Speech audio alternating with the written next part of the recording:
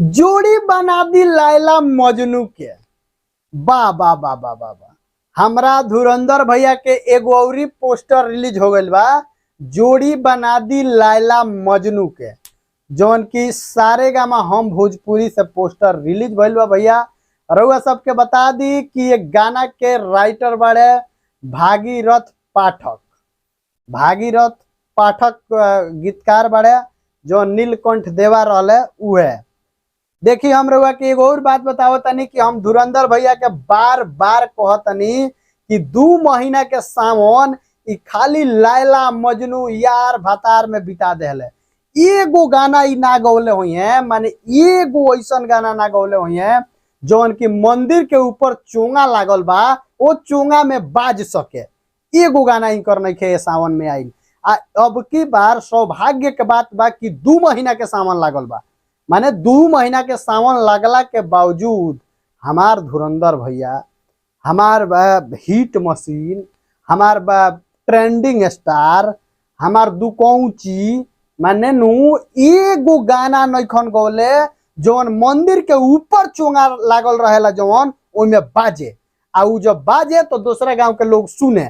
एको गाना नइखन गौले।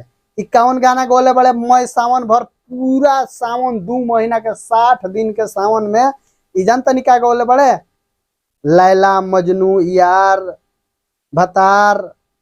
माने मई सावन ही है, कबो इनकर दिल टूट जाला, कबो इनकर दिल जुट जाला, कबो यार भतार के कांवर लेके चल जाले। माने हमरा तो ई नइखे बुझात कि हमार धुरंधर भैया के माथा फेल हो गइल बा, आ कि इनकर माथा में कामे नहीं करत। भैया 2 महीना के सावन में एगो गाना तू गौले रहता ऐसन जवना से बुझाई जे चल भैया ई एगो भोजपुरी में ऐसन गाना गौले बड़े जौन की हर भक्ति जहाँ शंकर जी के मंदिर बा वो मंदिर पर गाना के बजावल जाई। माने एगो होला नु जैसे कि पावर स्टार पवन सिंह के हुआ सब कई गो गाना हम ही नहीं कह जे उ नखन गौले टाइप के गाना गौले बड़े, लेकिन वो ऐसन को गाना ये सावन में गौले बड़े जोन की मंदिर के ऊपर चोंगा रहेला में बजाई आ दूसरा गांव में सुनाई। माने दूसरा गांव में सुनाई कोनो दिक्कत ना हुई।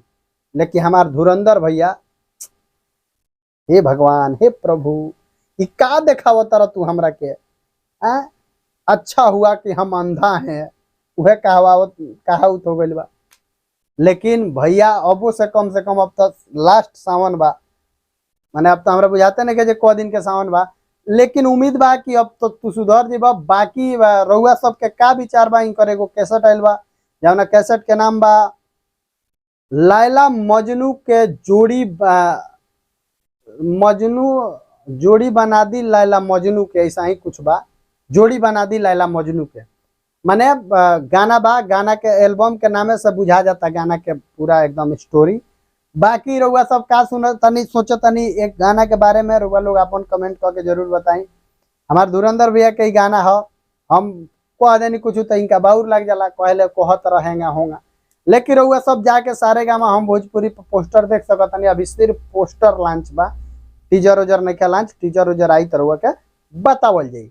एक और बात हम बता दी कि पावर स्टार पवन सिंह के वो गाना आयल आज बम्पर फ्लॉप।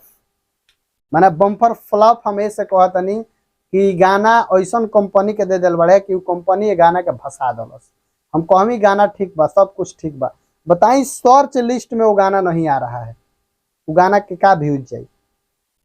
तब पावर स्टार पवन सिंह के जो आज गाना लॉन्च भइल 1,80,000 चलल बा। बताई पावर स्टार पवन सिंह के गाना 12-15 घंटा में इतने चले के चाहिए, कम से कम ए बार 1 मिलियन जाए के चाहिए। लेकिन रिस्पॉन्स ना मिलल, गाना ठीक रहा लेकिन कुछ कारण बस रिस्पॉन्स नहीं मिलल। लेकिन यही पर पावर स्टार पवन सिंह के सुधार करे के बा, ई सब कहाँ गाना देवे के बा, कौना लेवल से गाना देवे के बा, कौना लेवल से गाना करे के बा, ई सब पर इनका ध्यान देवे के पड़ी। बाकी रउआ सब का सोचतनी इनके बारे में, वीडियो के खूब ज्यादा शेयर करी, लाइक करी, कमेंट करी। हमार धुरंधर भैया के गाना आइल बा, यही पर रउआ लोग के का विचार बनता एहू में कमेंट लाइक सब्सक्राइब जरूर करी, खूब ज्यादा वीडियो के शेयर करी। मिलता नहीं अगला वीडियो में, तब तक खातिर नमस्कार।